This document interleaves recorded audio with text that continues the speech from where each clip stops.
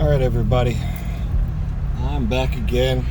I did 5 things I don't like about my 2003 SVT Ford Focus. But now I'm back to do 5 things I do like about it. So without further ado, and without getting hit by any oncoming vehicles, 5 things I like about my SVT Ford Focus. First off is the engine. I know in the other video I said I didn't like it for specific reasons, but those specific reasons that I didn't like it are the same reasons why at the same time I do like it. So it has a very tuner-esque feel. It doesn't feel like it came from, a big OEM like Ford. Basically, it's still the same 2-liter Duratec, and they massaged it, and they put in new pistons, they put in a new head, they put in a 2-stage intake manifold, they did revised header, they did cams, and they went from 130 horsepower to up to 170, and the red line was also raised to 7,000. So that is a lot. And if you were going to do that on just any other regular engine, if you ask any tuner, if you start getting into cams and pistons and intake manifolds and all that kind of stuff, basically an engine build, you're going to spend some money. That's why the cheapest way to add power to any engine usually, instead of going the NA route, is just to throw a blower on it or throw a turbocharger on it. And that's the most cost efficient way. To build an engine NA isn't cheap. And the power gains aren't what they could be if you were in force induction. So I do like the fact that Ford just took all that shit off the map, and they were just like, hey, here you go. Here's your built engine and enjoy. So that was a cool thing about it. The next thing I do like about it is the suspension setup. It's not too hard, it's not too soft. It kind of does a good job of blending sportiness and comfort, as a good daily driver should. You don't want it to be like a 72 Cadillac where you're just kind of floating down the road and shit like that, and you don't want it to be like a Formula One race car where you feel every bump and jolt go up through your spine. You don't want to do that, so that'll tire you out.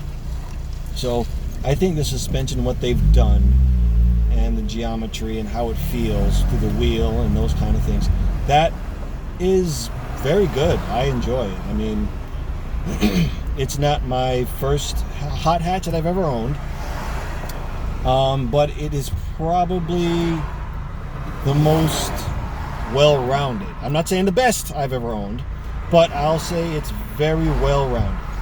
One I have ever owned. Are there more well-rounded ones out there? Yeah, definitely. Golf GTI. But this one that I have owned is very, very good.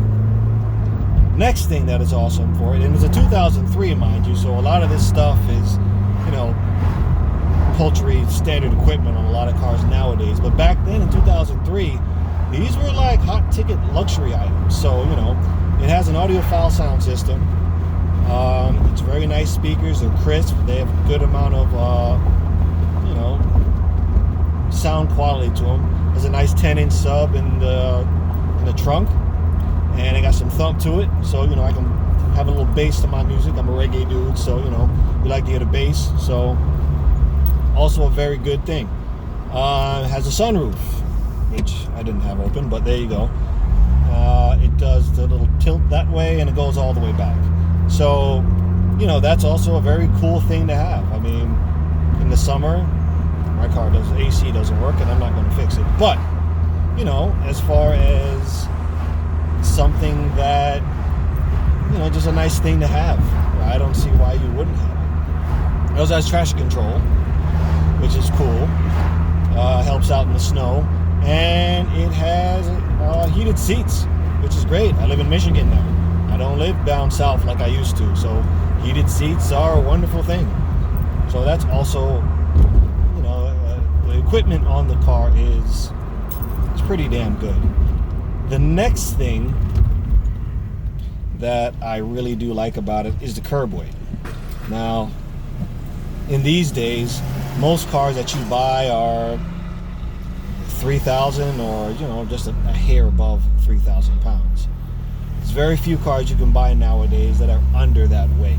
So this car is 2750, if my memory serves me correct.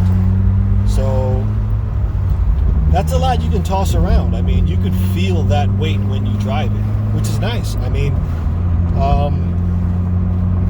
to have that amount of equipment and then have that weight is just, you can feel it when you put the car into a corner, and you can feel it when you stop. And that, to me, makes the car fun to drive. Not having a big lumbering thing that you have to tug around corners, and something you can just kind of point and shoot with is great. I have not taken the car to an autocross yet. I'm really, really thinking about it. Maybe next year. But for right now, I think it'll be a fun car to take out to it. It's not a very powerful car, as I said. But just because something is not extremely powerful does not mean it's not any less fun to drive or less engaging. And I think we've lost that a little bit in modern cars nowadays. Nowadays it's all about numbers as opposed to fun. And fun is something sometimes you can't put a number on, so this car is fun, I'll say that.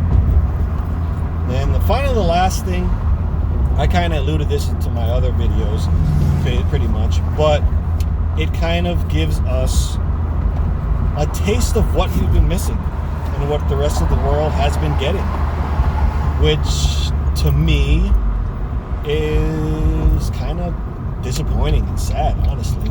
I mean, in the U.S., you have your Mustangs and your Camaros, big cars with big power, and everywhere else in the world, you don't necessarily have the accommodations that we have here. I mean, a lot of roads and stuff are built for gigantic cars, and we have those things here, and so we don't get little things like what we have here. The SVT Focus and other cars like the Escort and the Astra VXR and the Ford Mondeo ST220 and things along those lines we don't get here because there's just not roads. I don't know why we don't get them here. Maybe they don't think the roads are nice, or they won't sell well, or they won't take off as they should. But this car kind of gave us a taste of what it was like in the rest of the world. Now, my family's from Jamaica, most of my family, so they get European cars that they get in England and stuff like that. So the first time I saw an RS, or I saw a VXR, or I saw a Type R, or any of those stuff, was down there. The steering wheel's obviously on the wrong side of the road. On the wrong side, you drive on the wrong side of the road. But those are the first times I got to see those things. And ever since then, I just kind of looked at it as like, I really want one of those. I really do. And then with the SVT, we finally got one. And I was too young. I was just starting off in college. I didn't have the money to buy one. But what made it cool is just like, all right, they have the ST170 in Europe and stuff like that. And we got a piece of that in this car. You know what I'm saying? So for me to actually get a chance to own that is amazing. I always wanted to own it, and I have one now. And would I recommend somebody buy one? Hell yes. If you come from a tuner background and you come from, kind of drooling at the stuff that we didn't get here. I mean, most recently we got the Focus ST, but we got the Ford RS lately for our limited production run for a couple of years. But they've had RS and ST for 20 years, you know? And we're just kind of sitting here on our end. It's like, yeah, we just got the stupid shit, the basic American model. But this was the first break into that. And this was your first taste of it. So to me, that's why I like it so much. It kind of allows me to get a little bit of that. And I think that's special. And I can't really quantify. Everybody has their different reasons and stuff like that. But to me, that is what makes something like this, you know, cool. You know, and that's, you know, the fifth reason why I like it. It's just, you get a taste of something that you were never able to have. So kudos to Ford for doing that, and kudos to Ford for bringing the ST and the RS finally here, even though they killed them off. And that is another rant for another day, which I'll probably get into in another time. But yeah, I have some issues with the direction they're going, but that's me. Hope you guys enjoyed the video. Just my opinions and my thoughts on things. And, you know, subscribe if you want to. Give a thumbs up and a like. I also have my other car, my BRZ, that I do content on that as I'm building it and putting it through its paces. I'll do a track day evaluation on that when I get back to making videos on the BRZ. Unfortunately, I didn't get any video of it. I was just out trying to learn the car, and I didn't want to be embarrassed, say if I went off track and all that type of shit. I know, but it's just me, all right? Just fuck off and leave me alone. So either way, y'all be easy. Have a good time. Later.